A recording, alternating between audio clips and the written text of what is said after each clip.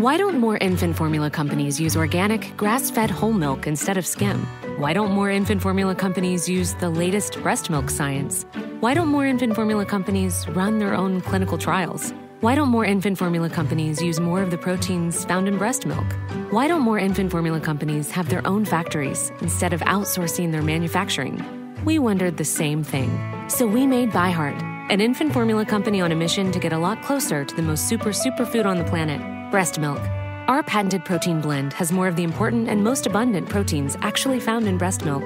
We're the first and only U.S.-made formula to use organic, grass-fed whole milk, not skim. We even conducted the largest clinical trial by a new infant formula company in a quarter century, with clinically proven benefits like easier digestion, less spit up, and softer poops versus a leading infant formula. And we make our own formula in the USA and our very own factories in Iowa, Oregon, and Pennsylvania. ByHeart, a better formula for formula. Learn more at byheart.com. I cover a lot of territory. It's not only about shamanism. You know, I've had experience with UFOs. I've had experience with people who've had near-death experiences. My life has been very, very interesting. It's not just about the shamans. The shaman thing is the through line that is the glue that holds the whole story together. My guest is Lionel Friedberg. The book, Forever in My Veins, How Film Led Me to the Mysterious World of the African Shaman. There's a whole plethora of unexplained, paranormal, anomalous events throughout the book. This is an amazing, extraordinary story. So, Lionel Friedberg, Emmy Award-winning filmmaker, New York Times and Los Angeles Times best-selling author. Okay, so you have some clout. Hey, thanks for talking with me. Oh, Wendy, it's my pleasure to be with you. Thank you for having me on your show. I want to dive in first where you are in the water. And at one point, you've already been to the shaman, at 2 or 3 or 4 of them by this point, and you're in the water. You're freezing, the water's cold, you're between boats, and the little boat that carried you over to this big boat to rescue you, that one is now gone. You're hanging on the ladder. You were on the edge of just dropping off and saying, that's it. Well, you know, that particular event that you're talking about had lots of really amazing aspects to it. That was only one part of, let's call it, the adventure of that trip. This was back in 1982. I was on a research ship down to a place called Marion Island, which is in the Southern Ocean, halfway between Cape Town and Antarctica. And I had filmed on this island. I wanted to do a story about how ecosystems exist without human interference. And so this island was a perfect place to go to. It's a great breeding colony for albatross birds and all sorts of other birds and various critters that live down there without too much human interference. And I wanted to use that as a model. And I wanted to say to the audience, this is how nature, when it's left alone, works. Now look what happens when man comes onto the scene, and we can really make a mess of things. So use this island as a model. So I filmed on the island, and my crew and I, we then had to transfer from the research ship that we were on to another vessel that was continuing onwards into the Southern Ocean to do research at sea, to basically take a look at the marine population in the ocean down there and whether it was being affected in any way by climate change. We were already concerned. This is back in 1982. We were already concerned at that point about global warming and climate change and all sorts of other things that have now come to pass. That's now part and parcel of our thinking. And so we had to transfer from one ship to the other, and it was during the crossing from the one vessel to the other one that the incident occurred that you've just mentioned. And, I was basically almost lost at sea. We were on Zodiac. It was pouring with rain. The sea was as rough as can be. And we had managed to get all our gear moved from one vessel to the other. And the rest of the crew had gone ahead of me. I was the last one to go across. And I was in a Zodiac, which is a sort of blow-up boats, those inflatable boats. And I had a guy who on an outboard motor, and he took me from the one vessel to the other. And as I was trying to clamber up the side on a netting, would you believe, of this other vessel, this ship was heaving around. It was being tossed around like a cork at sea. And, I thought, I'm dead. I'm not going to survive this. I just cannot get through this. And, I was banging against the side of the ship. The waves were lurching up at me, trying to pull me down into the Atlantic Ocean, which is freezing. And I got through it, but I got through a lot of things on that particular trip, because once we had boarded that vessel and we went to the Southern Ocean, it was the time of the Falklands War. And as we kept sailing to the west, the weather got worse and worse and worse and worse, and we could not turn around to go back to Cape Town, to Africa, which is where we were supposed to have gone back to. We just had to keep going west because the sea was so rough. It was so angry. It didn't allow the captain to turn the ship around. And if we had kept steaming to the west, we would have eventually ended up at the Falkland Islands, you know. So one day the captain said to all of us on board the ship, the crew, my team, everyone else, the other scientists on board the ship, he said, at midnight tonight, I'm going to blow the horn and you hold on to anything you can because I'm going to try and turn the ship. The weather is not improving. We've got to take our chances. We can't keep going. We've got to turn around. And, you know, at midnight that night, we just clung onto railings, stairways, whatever we could. And he turned the ship. And I want to tell you that ship listed so far to the left that we had almost what was almost a 90-degree list. And we came very close to actually turning over. The ship almost capsized. We survived that as well. So when you ask me about, you know, was divine intervention, what was it that saved you? You know, I've been through so many of incidents like that I have no idea what it was, but, you know, I got through that. And there have been many, many other incidents. And I talk a lot about those events and incidents in the book that, you know, really I don't always understand how it works, but I've got through them all. And I think that there is some sort of, is it a divine power? Is it my guides? Who's doing this?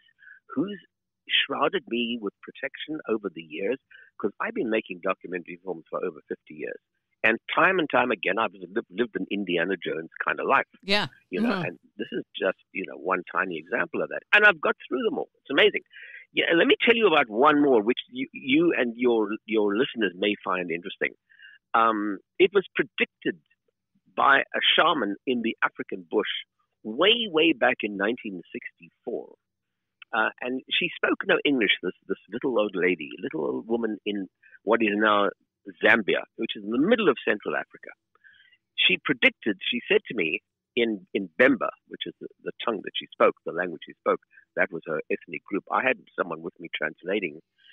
She said he must be very, very careful because one day he will be in the bush as part of his work and he will almost die because of the great beast. Now, I have no idea what she was talking about. There were many, many incidents like that this little old lady who had never been more than 5 miles away from the mud hut where she lived, I'm quite sure of that, you know. She was a shaman.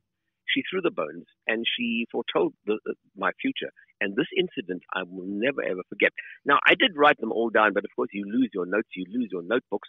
And a lot of these incidents you only realize when they actually come to pass that, oh my goodness, this is what that woman told me. Yeah. And here's the incident that she was referring to. The year was 1967, and I was on a safari film. The guy who invented the Frisbee and another toy that made a huge impact during the 50s was called the hula hoop. Every kid around the world had a hula hoop, you know. He made his fortune out of the Frisbee and the hula hoop. His name was Arthur Millen. We called him Spud Millen, was his nickname. And he had a toy company here called Whammo Toys in LA. Mm-hmm. And he went on safari to Mozambique with two of his buddies from Los Angeles. And I was engaged as a cinematographer to basically cover that safari, to make a documentary about their safari in Mozambique. It was very, very well set up. It was very, very expensive. And we had two big white hunters with us. And, you know, and martinis were flowing at night. And, you know, we had a very fancy base camp and all the rest of it. But basically, you're in the wilds of Africa. And the incident that I'm referring to, which is what this little old lady predicted, was one day, one of this Arthur Millen, the inventor of the hula hoop, one of his buddies, it was his turn to shoot an elephant. Now, this is the reason why I took on the job is because I never understood where people got the kicks, any fun out of shooting wild animals for sport or for fun, which is why I took the job. I just wanted to find out for myself. I was very curious. What drove people to do this? So I went along on the safari and, you know, I made this documentary for them about it. And anyway, this guy who was a stockbroker from LA, he was a very, very bad shot. and it was his turn to shoot an elephant. And we had tracked down this herd with the help of these two big white hunters who were leading the expedition. And he missed when he shot this elephant. And the herd went absolutely crazy. And they went stampeding in every direction. And all you could see was dust, and it was like a force 9 earthquake. And I was peering through the viewfinder, trying to cover this, because he was standing in front of me with his rifle. And all I could see was dust. And when the dust had sort of settled, he was gone. He wasn't in the frame anymore. And all I could see was charging towards me was an elephant. It was a female. And the reason why she was charging towards me was she was actually charging towards this guy who had taken the shot. And the reason why was pretty clear, because she had a baby with her. She had a calf, a little elephant, which none of us had seen. And I just happened to be rooted to the spot. I couldn't move, but he'd gone.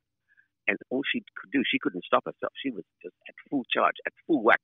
And she kept running towards me at full whack. And all I heard around me were people yelling, "Run, run, run." Well, I was rooted to the spot. I couldn't move. I had a very big, heavy film camera. We used to shoot film those days. Plus a guy with a big wet cell battery next to me. But other than that, I was terrified. I could not move.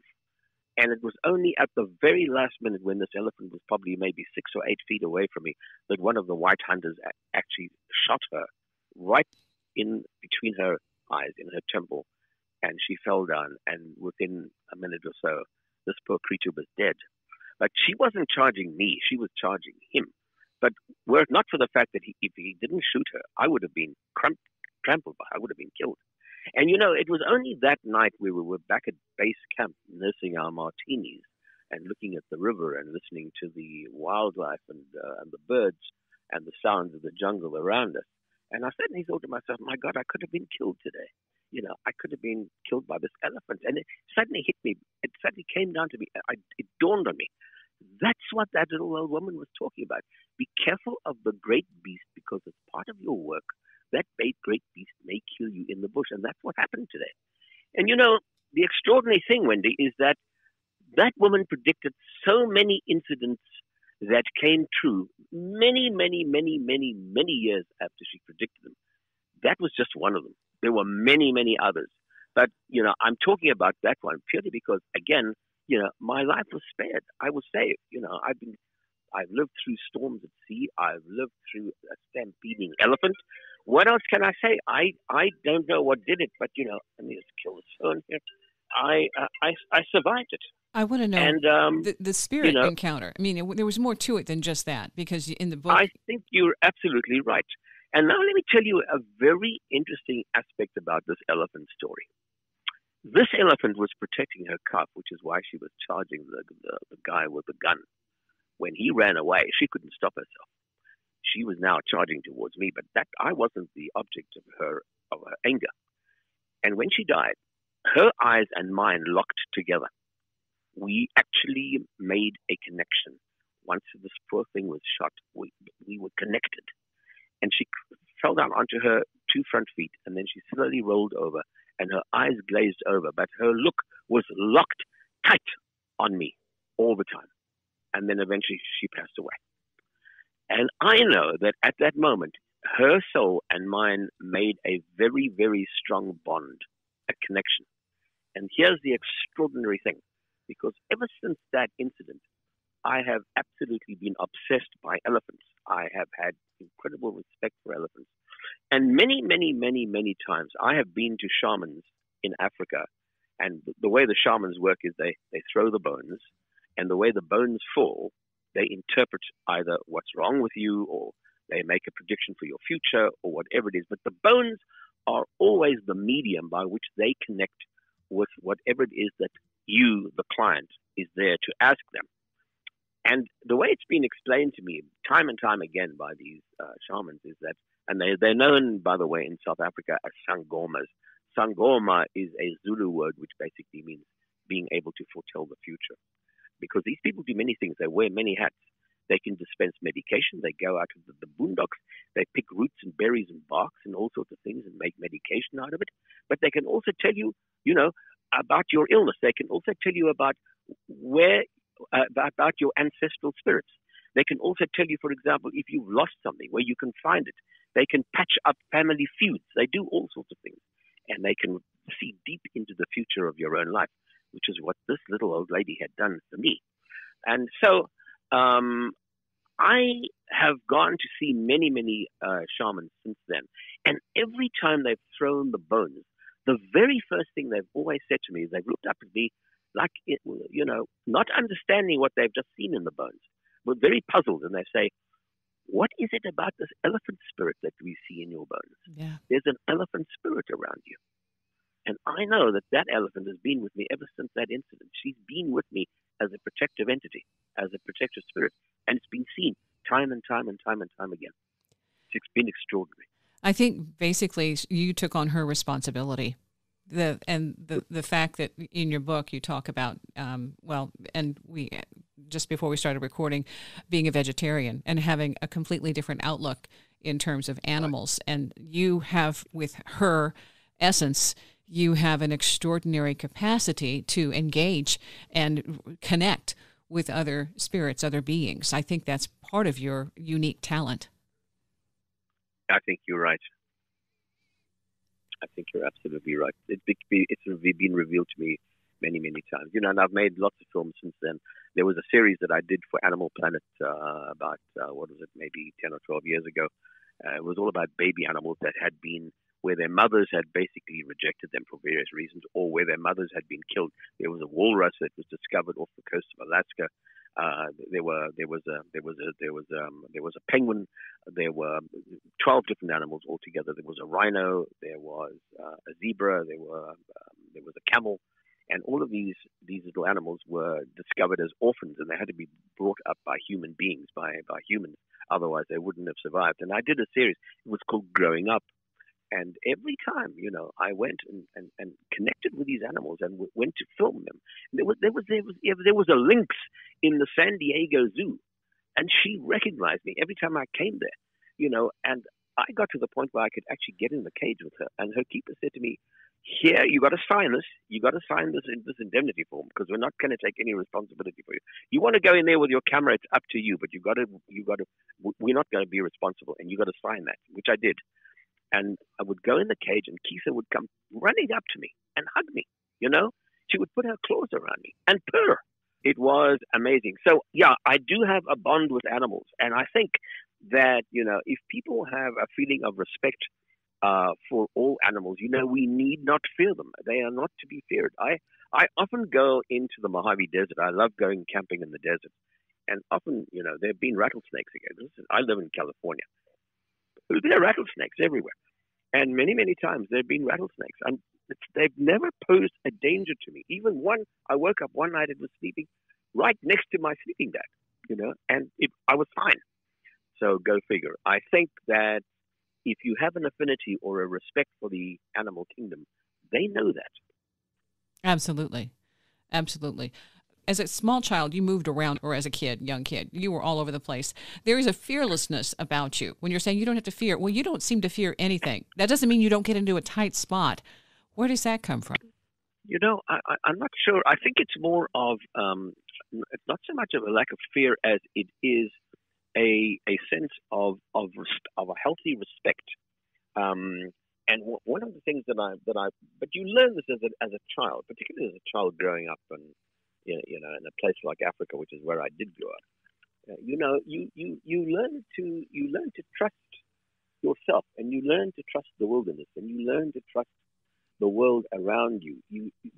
Fear is not really part of one's nature. Otherwise, there's no point in even going out the house, because there's so much stuff out there all the time. I mean, there's danger around every corner. Whether you're living through a civil war or you're going through a wild animal-infested national park, whatever it is, there's no point in living in fear, because, you're not going to make much progress that way. Get out there and experience the world, scratch your knee, get a thorn in your side. That's okay. It's all part of the process of learning. And I think that one of the things that kids are very deprived of today is, a lack of a connection with nature. And it's a great shame that more kids, particularly kids in the city, aren't given the opportunity to go out to wild places and, smell fell the pine trees and, get into that river and, go kayaking down it and, connect with the natural world. It's not to be feared. It's to be enjoyed. And it's all part of who we are. We've got to make a connection with the planet because we're all surrounded by electronics and buildings and freeways. And, I keep telling all my kids and my grandkids, get out the house, go out there, go on a camping safari, go and climb the Rockies, do whatever it is that you need to do, but get out of your little bubbles and touch the natural world. Unfortunately, my children and my grandkids all have opportunities to do that, so I feel very blessed about that. In the book, you talk about visiting Kruger National Park at least once a year and your mom with her animals and knowing the language of many of the tribes in the area. I mean, that's an idyllic life. When you're talking, it's like, well, this is normal. It's like, no, it isn't. Yeah, I was very lucky. Of course, it's when you grow up in a place like that, I feel very, very blessed to have been able to have experienced all of that as a kid. We would go twice a year. We'd go on vacation. I lived not far from Johannesburg, and at times in Johannesburg, and I was an only child. But twice a year we'd go on vacation. Once a year we'd go down to the coast, to the sea, usually to the east coast of South Africa, which is the Indian Ocean, and that's just absolutely magnificent. If you go to an area like what is now called KwaZulu-Natal, it's tropical and it's got sugarcane and it's got bamboo shoots and wild rivers, and it's hot and muggy and steamy and it's wonderful. And on the other hand, comes Easter time, we'd go for a shorter vacation, just a couple of hours away from Johannesburg, to the Kruger Park, where it's hot and dry and dusty, and there, you experience you just drive around in your car very quietly and very slowly. There are roads, of course, and the speed limit is 25 miles an hour, and you drive at that speed, and you will see lots and lots of amazing wildlife. So I was very, very, very fortunate to be brought up with that as being part of my childhood. I just feel so lucky that I had that. Let's go to the part with the shamanism, and we'll break from what you were told to the experience as it happened. Was it 1996 when things started to fall apart? 98, somewhere in there? Yeah, at 96, I was diagnosed with a pretty awful autoimmune disorder, which was affecting my kidneys, and so I didn't know what to do. I live in LA, so I had access to some of the best doctors in the world, no question. But I wasn't getting any better. And I have a friend who lives up the road from me. He's a surgeon, and he's also from South Africa originally, although he came here a few years before I did, and he used to lecture at Stanford University. Now he's got his own practice.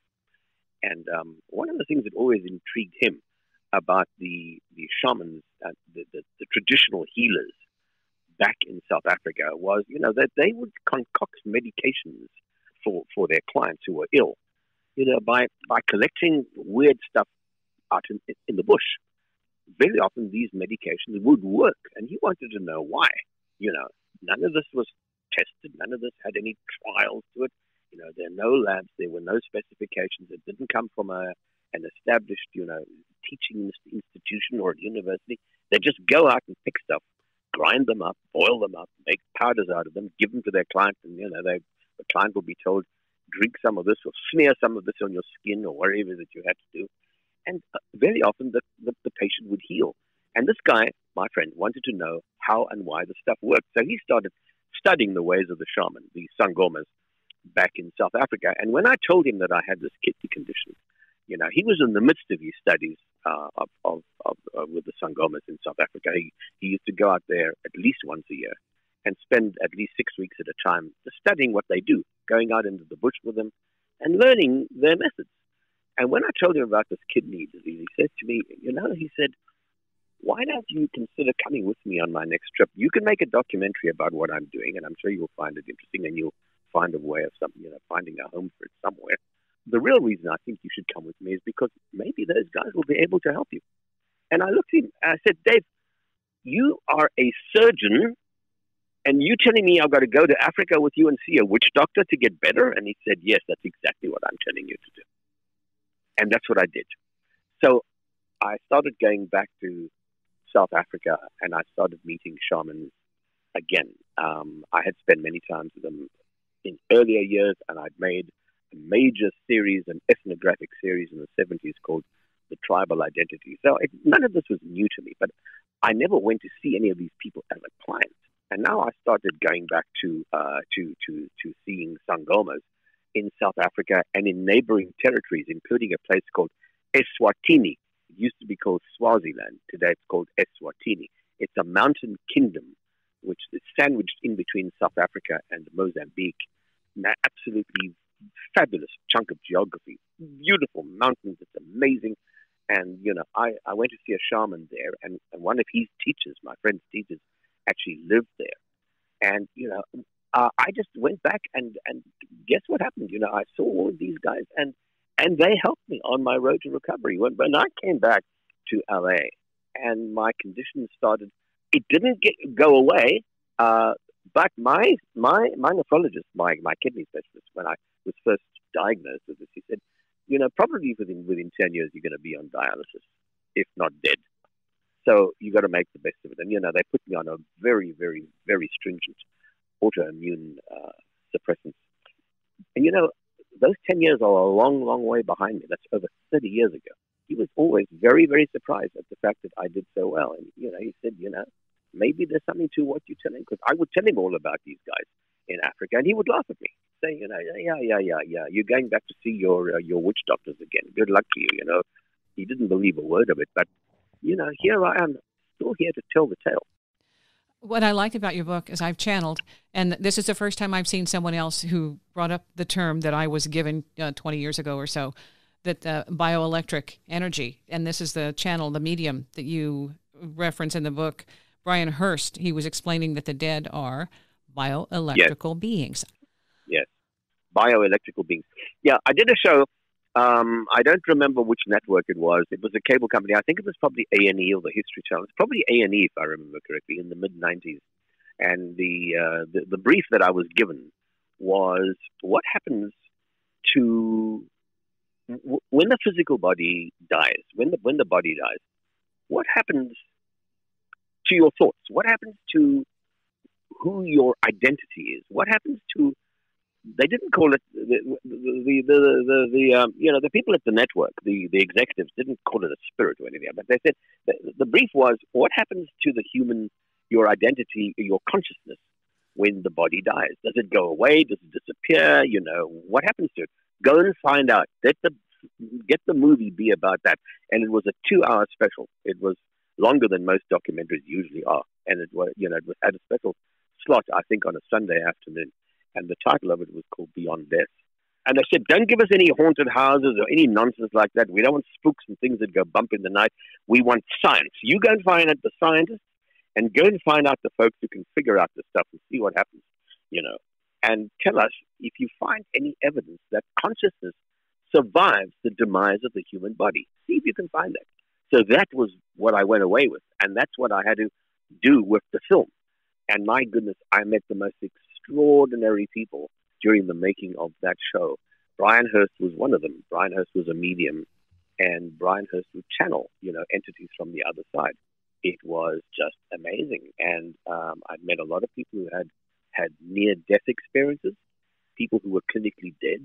At times, there was one particular case where this woman she was actually clinically dead for quite a long time, for like almost 20 minutes.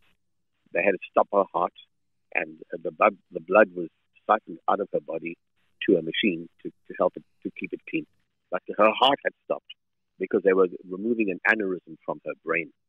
And, the most amazing thing is that after she was revived and she came to again, she remembered, she said, when you after you gave me the anesthetic, I distinctly remember leaving my body. Now, she wasn't inclined to anything like this at all. But she said, this was the most amazing experience, because the minute they put me to sleep, I suddenly opened my eyes and I was floating above myself. I was looking down at myself on the operating table. And then I decided, well, why don't you go and sit in the corner of the roof at the top of the operating theater, of the operating room, and watch the operation. So she said, up she floated above herself, watching this flurry of activity done beneath her as they were removing the aneurysm and opening up her skull and doing all these things that they were doing to make it better. And she saw all this. And, she came back and she eventually told her surgeon who did the surgery what happened. And, of course, he laughed at her. He said, yeah. And she said, but I did see it all. And he said, all right, give me some proof. Make me believe what you're saying. And she said to him, what about the time when you asked the nurse next to you for a certain instrument and she dropped it and you scolded her? Why did you do that? It wasn't her fault. And his jaw dropped and he said, you saw that? She was clinically dead at that time. She said, yeah, I saw that. And she said, and you want more proof? Now this surgeon, because the surgery was very, very long, the operation took like maybe 2 hours. And he had a little box in the corner of the operating room where he was playing music, the sort of music that he liked, just to keep him calm during the surgery. And she said, I don't like your music. And she named some of the songs, and he said he could not believe any of it. So, eventually when she told him all of this stuff, and even the groups that were playing on the playlist that he had on his music box, I mean, he was absolutely stunned. Clearly, the woman was not dead when this was happening. She saw all of this. And she was only one example that I had in the show. There were others as well. There was a guy who was crushed by a rock. There were 2 women who lost their sons, and they did not know one another. But the 2 sons introduced the 2 women in their dreams, because both of these sons had passed away, one in a motorcycle accident and the other one on an operating table. And these 2 sons came to these women and introduced them each other to these 2 women. It's a long story, but eventually the 2 women got together, and they had never met, but they had been dreaming about each other's sons who were introduced to them in their dreams, and they got together. And when these 2 mothers got together for the very first time, we actually filmed that event, and they both brought their photograph albums, and and they were showing pictures of each other's sons. And the woman was saying, my God, yes, that's the woman. That's the guy I saw in the dream with my son. How did I know that? My son introduced me to your dead son. And then, even more extraordinary were a bunch of kids up in Seattle. I had worked with this pediatrician, surgeon up there, who had revived about 5 or 6 children, all under the age of 7, who were clinically dead. And because of his work with these 6 or 7 patients that he had, he started researching. He went to other doctors and he said, if you have any incidents like this, please let me know. So he was collecting a dossier of experiences of a lot of children, and I interviewed some of them for the show. All of these kids had similar experiences when they were clinically dead. They all spoke about the tunnel of light. They all spoke about these tall beings in white coats. They all spoke about being given the option to either stay where they were or to go back to mom and dad, because mom and dad were missing you. So you've got to get better. You've got to go back into your body because your parents miss you. They want you back again. And the kids, went back and jumped back into their bodies and went back. It was just extraordinary. And as these kids grew up over the period of years, they all started drawing similar images of what they had seen during the time that they were clinically dead. It was just one thing piling on top of another, which just gave so much proof of the fact that, consciousness does not go away when the body is dead. It survives. It's not synapses in the brain firing little electrical sparks. It's something else. It exists outside of that. There's no question of that. Lionel Friedberg, Forever in My Veins, How Film Led Me to the Mysterious World of the African Shaman. That's the book, available on Amazon. Going to take a quick break. How about that UFO experience? Coming up, Wendy's Coffee House. Shopify helps businesses break sales records over the holidays with the world's best converting checkout. Let's hear that one more time. The world's best converting checkout. Shopify's legendary checkout makes it easier for customers to shop on your website, across social media, and everywhere in between. Now that's music to your ears. Any way you spin it, you can be a smash hit with Shopify. Start your $1 a month trial today at shopify.com/records. It was as big as a 747, just sitting up there in the sky, a round disc, no appendages, no portholes, no propulsion systems, nothing. It just sat there in the sky. And we got film of it. We actually ran film and photographed.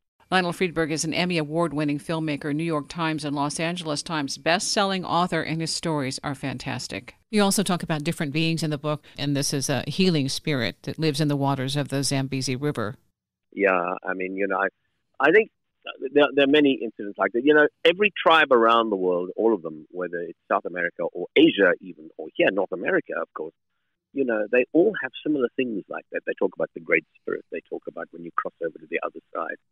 There's a similarity between all of this around the world, from one group to the other. I've been to Brazil, and I met a remarkable tribe in Brazil, and I actually met a shaman there. And the minute he set eyes on me, he called me over, and he spoke only Portuguese or the native language of whatever tribe it was. And he sat me down, and it was translated to me that he said he could see that there was something wrong with me, and he needed to do some healing on me. And he called down. He sort of, did a dance and took these leaves from, there was a tree that was growing around the settlement where they lived, and he held it over my head, and he sort of sucked out of the top of my head an energy of some kind. The way he was doing this dance in the song, there was someone who was actually filmed this on their phone and sent me the video afterwards. And I couldn't believe what I was seeing. There was this guy. It was like he was sucking something out of my body. So, you come across things like this all over the world. Every tribe, every ethnic group around the world has a similar series of rituals and traditions whereby there are spirits on the other side who can help, who can assist, who can heal. You mentioned as part of that research for the show Beyond Death, I think going to the Monroe Institute. The Monroe Institute is an absolutely amazing institution, and folks can check it out very easily. Go online and have a look at the Monroe Institute. They have a website. It all started many, many years ago with the man who began it. Monroe is the name of the man who started it. It was to subject the brain to two different audio systems, audio signals. One on the left side of the brain and one on the right-hand side of the brain, and to stimulate the mind, to take you to a higher realm, to take you out of yourself and basically put you into another state of consciousness, if you like. And these were designed for basically burnt-out businessmen, who were actually were exhausted and just burnt out from the stresses of the business world. They would go there for a week or 10 days and do these courses and to elevate themselves to this other realm of consciousness, just to help them cope with the stresses of life. And eventually it became a science, and people would go there for research purposes, because there was one particular guy that I put in the show, and he worked for one of the big companies who was a supplier of hardware to NASA. He worked on rocket engines, and he went back many, many times.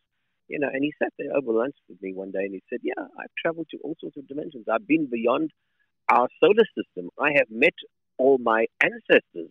I met my grandfather on the first time I did this. I met all my other ancestors. They're out there, and we can contact them. They're reachable. All you have to do is elevate your mind. You have to be on the vibrational level where you can make contact with them, and then you can." And I don't doubt for one moment that, you can. I have personally not been able to do that, but there are so many people who claim to have, and I don't doubt them for a moment. But there was another guy, a man by the name of Robert Jahn, Jahn. He's worthwhile researching. He ran a little institute at of all places, Princeton University.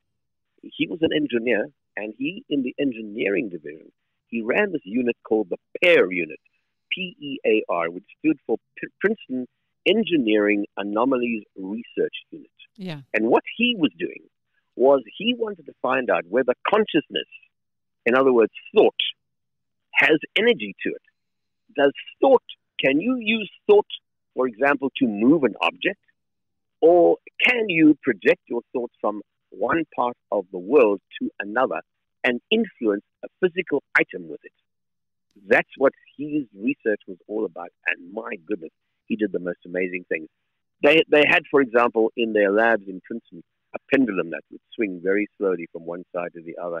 And they would have the person, as part of the experiment, either in the room next door or in another continent, at a specific time, and the brief would be to that person, try and make the pendulum swing more to the left than to the right. Or a random number generator, which is an electronic item that goes and just generates numbers. And the person would be told by Robert John and his staff, when we do your test today, try and make the number 9 come up more often than any other number. And time and time and time and time again, they would prove that these people, not even sitting in the same room or in the same continent, these people were able to influence these physical items, these electronic items, these mechanical items, by exerting an influence on it. So he said, he gave me an interview that was one of the best interviews I've ever done. And, this is an engineer speaking. This is not a guy who comes from a world of ooga booga, things that go bump in the night. This is the guy who comes from a world of nuts and bolts and reality, And he said, I know that we are here for a learning experience. That's why we're here. And I have proved time and time again with thousands of people who have been part of my experiments that consciousness exists outside of the physical body and can exert an influence on physical items. It's just extraordinary what exists out there. So why all of this is in the book, because I think I wanted to just share with people the fact that in the course of being a filmmaker over all of these years, I have learned so much. It's expanded my mind to such an extent that it's made me aware of the fact that the world is a far more amazing place than we can even begin to imagine. And there's so much out there to teach us, to take us by the hand and gently walk us down roads we've never been before as a learning process. It's just expanding your consciousness, expanding your awareness, and connecting you with a cosmic energy, which is out there. I know it. You talked about a UFO experience.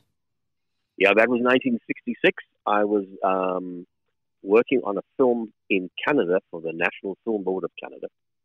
I've always been interested in UFOs, but this is when this incident happened. Nothing was further from my mind. It was a very small crew, and we were doing a documentary on the history of housing in Canada. Why housing and how housing began, how urban areas spring up in the middle of the prairies. What is it that does that? So we were filming at a potash plant. Potash is taken out of the ground, and they use it for fertilizer, and they use it for various reasons, various purposes. In industry, this potash is dug out of the ground. And we were in the province of Saskatchewan, and we had to go to this potash plant because why? Because around this plant, in the middle of nowhere, just surrounded by cornfields, a town was forming. And we wanted to use that as an example that here is the beginning of an urban environment, and the mine is the catalyst behind that. So that was, part of that story. And when we got to this potash plant in the morning, in the middle of nowhere, absolutely in the middle of nowhere. And Saskatchewan is as flat as a tabletop, by the way. There's just nothing around there other than, agricultural land. And here was this potash plant. When we got to the gate, the guy at the gate said to us, you guys, you better get down there because you see that white cloud? And of course, the white cloud was the dust coming out of the mine. They were digging the stuff out of the ground, and it was making clouds of white dust going up, and there was no air, and this stuff would just hang in the atmosphere there, like a big white cloud. And he said, up in that cloud, there's something up there. And we said, what? And he said, we don't know, but it's there. There's something strange there. So anyway, we went down, and we set up the camera, and I put on the longest lens, in other words, a telephoto lens, that we had in our kit, and trained it on this cloud, but we couldn't see anything. I wasn't. The director went away. I stayed behind with the camera while the director went off to discuss the filming of the day that was going to be done at the plant with the manager of the plant. And I just stayed behind at the camera. And a couple of guys from the plant were hanging around me, smoking cigarettes and just shooting the breeze. And then a little slight wind came up and moved the cloud. And these guys were with me. They said, "Watch! The cloud's moving. The cloud's moving. See if you can see it. See if you can see it." And I put on look through the viewfinder of the camera, and as this white cloud slowly moved away, there was a glint of something metallic. And sure enough, as this white dust moved away, it cleared, and there was this disc, this big disc. Now, this was before the days of the 747 aircraft. This was 1966, but that's the size of what this thing was. It was as big as a 747, just sitting up there in the sky, a round disc, no appendages, no portholes, no propulsion systems, nothing. It just sat there in the sky. And we got film of it. We actually ran film and photographed.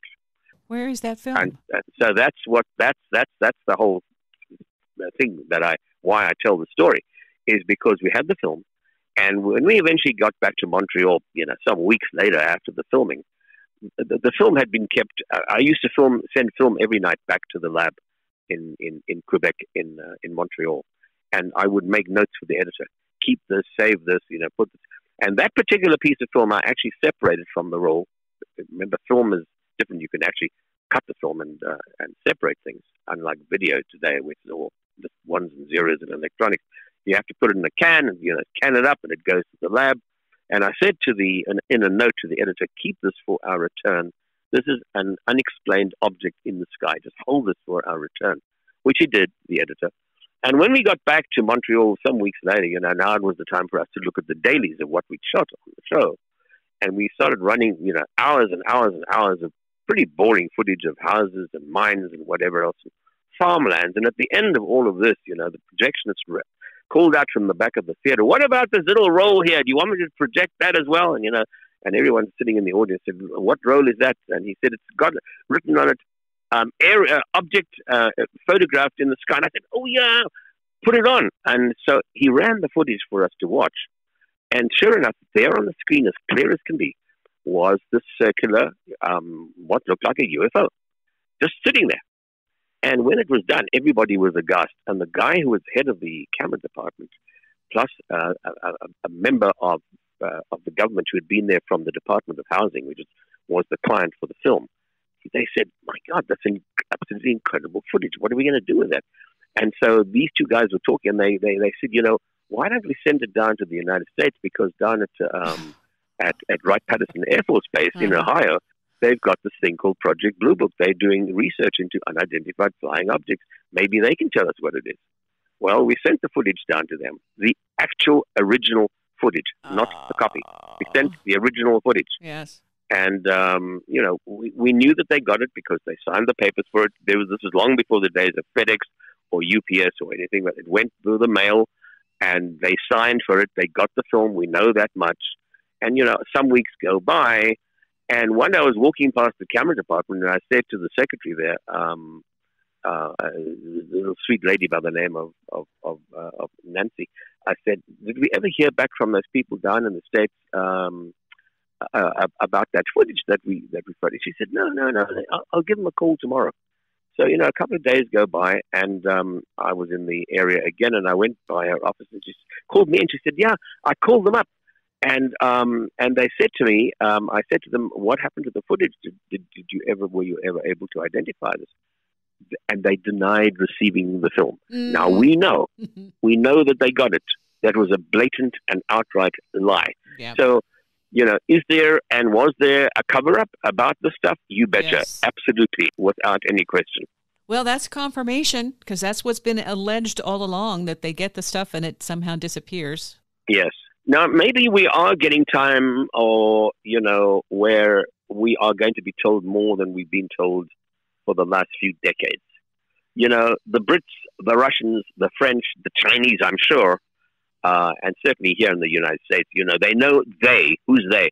Obviously the authorities, and know more than what has been revealed to the public.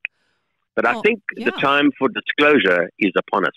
I think we are getting very close to the time where disclosure will actually happen, and they may reveal to us what they do know. And, I met Gordon Cooper, who was one of the original Mercury 7 astronauts. I tell that story in the book. And I also met Neil Armstrong, by the way. And, and there were rumors that all of these guys, and these were astronauts, did they ever encounter, anything strange in the sky? Well, when I met Gordon Cooper, and Gordon Cooper, by the way, was the subject of that wonderful book and movie called The Right Stuff. And his character was played by Dennis Quaid in the movie, and Gordon Cooper was the main character in that film. And he's a real person. He's passed away now.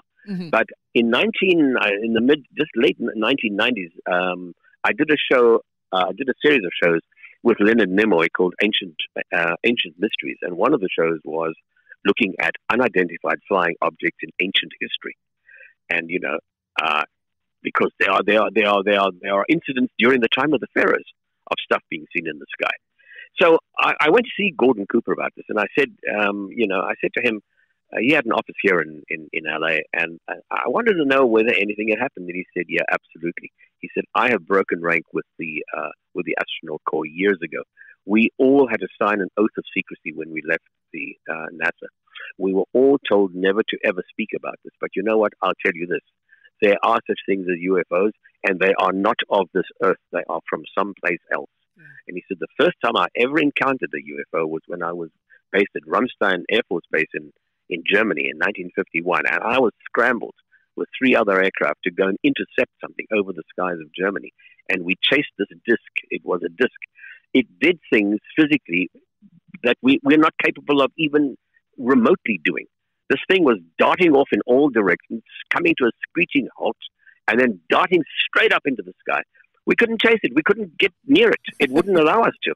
And he said to me, I even saw a UFO once at Edwards Air Force Base in the Mojave here in California. It wasn't too far away from where I was standing. Mojave, the Edwards Air Force Base is huge, by the way. I've been there a number of times, and it's in the middle of the Mojave Desert. It's very easy to see. And he said, yeah, he saw a UFO landing there one day.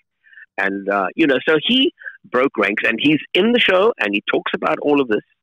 And, so here, again, it's from the mouth of those people who've experienced it. This is an astronaut. But he's also admitting saying he broke ranks. Because Neil Armstrong, I don't believe he ever did. I believe he went to his grave carrying whatever information he may have had. Well, he told me that, he encountered this. He didn't tell us what they were. I don't think he knew. But he said, I'd seen this many, many times. He said, these things break the law of physics as we know it. They are not from this earth. They're from somewhere else. I don't know what they are. I have no idea where they're from, but they exist. They're there. What's your next project? Well, at the moment, I'm spending most of my time writing. I've just had a couple of books brought out. One of them is the book that we're talking about today, Forever in My Veins. I've also written a book called The Flying Springbok, which is a history of South African Airways, purely because I love aviation. And that's an amazing story that has never been told. The story of aviation in Africa is absolutely fascinating. So that book came out about 6 months ago. At the moment, I'm working on a number of projects, and I'm also working on a novel, which hopefully will become a screenplay for a sci-fi movie. A sci-fi? Ooh. Yeah. Oh, okay. Can you hint to the... No, you probably can't. I was just... No, I can't talk about it. I know, otherwise somebody will take it. Yeah, and that's that's not a good idea to talk about stuff till it's done. Yes, till it's done, cooked. yeah. Till it's cooked. Exactly. Thank you. I really appreciate talking with you. You have an incredible, incredible legacy. All the things that you've experienced that also incorporate the metaphysical element, and I think that's because it's a very strong part of who you are.